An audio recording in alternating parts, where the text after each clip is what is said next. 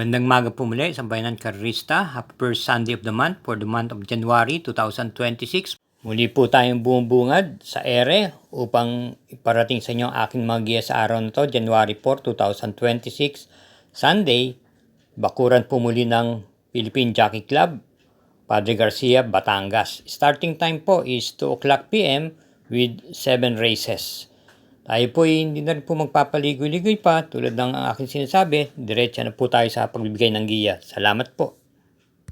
Karera numero 1, start po na winner take all, races 1 to 7. Isang 3-year-old and above maiden race. Distance 1,200 meters. Start time is 2 o'clock p.m. At meron po tayo ditong 6 na kalahok. Isang coupled entries yung numero 2. Atin pong pamprimera rito yung imported horse numero 3, Bravery, na papatnubayan po ni PM Cabalejo. Maganda po ang kanyang ikinilos ng huling takbo niya. Ito po ay dumating po ng segundo pwesto noong last December 26 kay Emperatus. At nag-champ po siyang 1 minute and 13.2. Ito po ay naisusunod o naipipacing po to. At bilang panigunda naman po natin dito yung numero 6, The Best of My Love, na isa rin imported horse. AP Peñaflor naman po ang rerenda. Tumakbo po ito nung sa kanyang novato race nung last November 22 at nag-tempo siyang 1:15.2. Nasigundo lamang po siya kay Great Balls of Fire. At nung pinakahuling takbo niya nung last December 5, kung saan siya po ang pinakalyamado, dumating lamang po siya ng pang-apat na pwesto kay Uno Magnifico. 1:15.2 ang kanyang ginawang tiyempo po. Kaya para rito sa karera numero 1, pamprimera yung kalahok numero 3, Bravery, at panigunda yung numero 6, The Best of My Love. Karera numero 2, distance 1,200 meters, isang class 3, group 57 to 70 split. Start po ng pick 6, races 2 to 7. At meron po tayong 7 entries, isang couple, yung numero 1. Almost all of the entries are imported except Spolarium.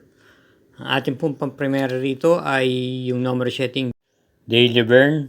Taglay pong tuling, gamay po ni PM Cabalejo. Tumakbo po ito nung nakaraan, December 28, kung saan dumating lamang po siya ng tersera pwesto kay Dream Girl at nasigundong Longevity.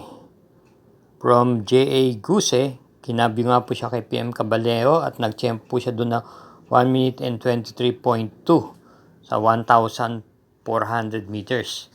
Bilang panigunda naman po natin dito yung couple entries numero 1, Salacious, Charge the Castle. Alam naman po natin itong Charge the Castle. Ito po ay ugod ng bilis po sa arangkadahan at papatnubayan po siya ni JPA Guse. Samantalang yung kakwadro niyang Salacious, ito po ay naipipacing. Ito po ay meron 2 takbo nung last November at pareho siyang sumigundo. Yung pinakahuli niya ay nasigundo po siya kay Counter Attack. Kaya para rito sa karera numero 2, pamprimera yung numero setting Daily Burn at panigundo yung coupled entries Salacious, Charge the Castle.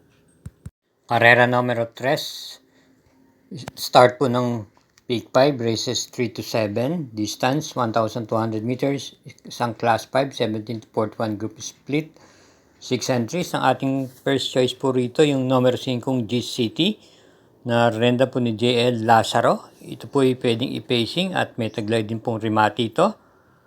At nung last run niya, nung last November po, ito po ay tumakbo nung last November 30, kung saan pangalawa po siya sa huli dumating. Siya po ay na-tersera relemado ron, kasama yung couple entries niyang Margo. At sa takbong yon, siya po ay nanatili sa pang-8 pwesto, pagsapit na half mile at 1/4 mile.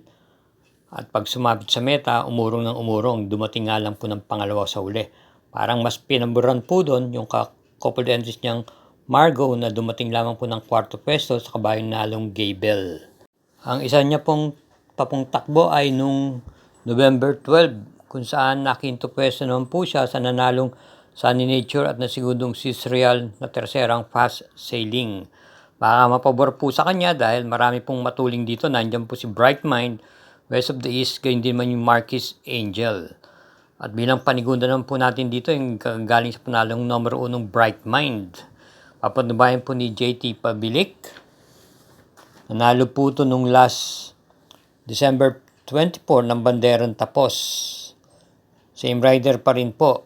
Baka sakali po makaulit at hindi ganong magambala sa unahan at pabor po sa kanyang post position niya, numero 1. Kaya para rito sa karera numero 3, pamprimera numero 5 G-City at panigundoy numero 1 Bright Mind. Karera numero 4, start po ng peak 4, races 4 to 7. Isang class 4, group 42 to 56 split, distance 1,200 meters at meron lamang po tayong 6 entries. Ating pong pili at sisingilin po natin dito yung kalahok number 5 user na papatnubayan po ni JB Hernandez sa muling pagkakataon. Ito po ay isang derimate, sa likuran po ng gagaling ito. At para sa akin, pwede na pong singilin to rito sa karera numero 4, numero 5 user. Ito po ay dumating po ng halos dikit-dikit po silang nagkatalo sa meta nung kabayo nila ng Bid for Fame at nasingundong Callens. Sa tingin ko, nagsilbing batak na po yun para sa kanya at nagtsempo po siya doon na 1 minute and 25 sarado. Kaya sa karera numero 4, single, numero 5, user. Hello mga katrokis, nandiyan pa ba tayo? 3 karera na lang po at matatapos na rin po ito. Huwag lang po tayong makakalimot mag-subscribe. Paki-share na rin po at i-hit po natin yung notification at like button. Salamat po. Karera numero 5, distance 1,200 meters, ang class 4, group 42 to 56 split, 6 entries, isang couple yung numero 2. Ating pong muling pampremera rito ay yung kagagaling lang sa panalong imported horse. Numero 1, Skydance, kung saan tinalo niya po sila Marvelous Maxine, Light from the East at Batang Kangkalu noong last December 21. Ito po ay sa likuran po ng gagaling o derimate at nagtsempo siya doon ng 126. JR De Ocampo po ang muling magdadala sa kanya ng renda. Bilang panigundo po natin dito yung couple entries numero 2, keynote speaker, official seal. Pareho pong may bute at maganda ang tinakbo nung last run nila. Parehas na segunda. Official seal, muling renda po ni JMS Torque. Ito naman po ay nasigunda pwesto nung nakaraan December 14 kay Freedom Lover at nagtsempo siyang 127.2. May taglay pong tuling to. At yung kakwado niyang keynote speaker naman, pwede pong i-pacing. At nasigunda po ito last December 10 kay Benji's Prayer. Nag-champ po siyang sa 1,300 na 1 minute and 19. Kaya para rito sa karera numero 6, pampremera yung imported horse na numero 1 Skydance at panigundo naman yung numero 2 na couple entries keynote speaker official seal.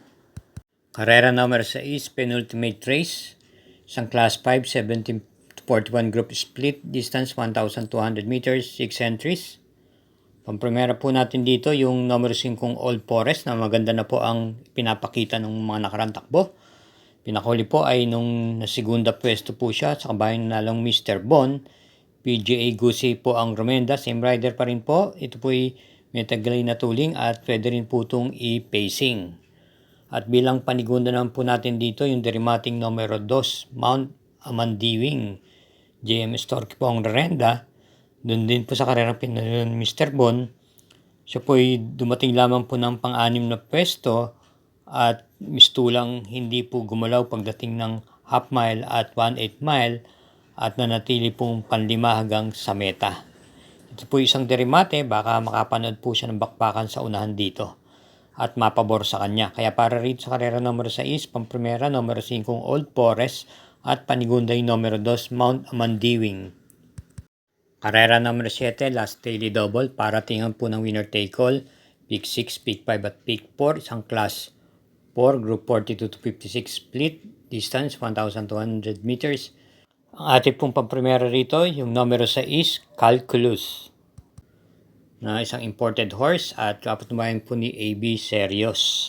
Alam natin po ito ay mabigatin pong imported horse ang nakakalaban nito. Ang pinakahuling takbo nito ay nung dumating siya ng pinakahuli o bugaw sa isang stakes race na pinalunan po ni Anytime Anywhere at narsegundong reverse merger noong last November 23. May taglay pong bilis to at pwede rin pong i-pacing. Sa tingin ko ito po ay nakalalamang po rito at bilang pamproteksyon po natin dito yung numero 1 constatic offer na may tuling po naman at angkop po sa kanyang post position. Ito po ipapanubayan po ni JB Hernandez. Kaya para sa karera numero 7, pampremera numero 6 calculus at panigundo yung numero 1 constatic offer. Okay, mga kasabayan karista at katrokis, yan po ang ating giya para sa araw na to, January 4, Linggo. Again, thank you for watching. Tulad ng aking sinasabi, hinay-hinay lang po sa paglilibang at ingat po tayo lagi sa ating pag-uwi. Good luck po!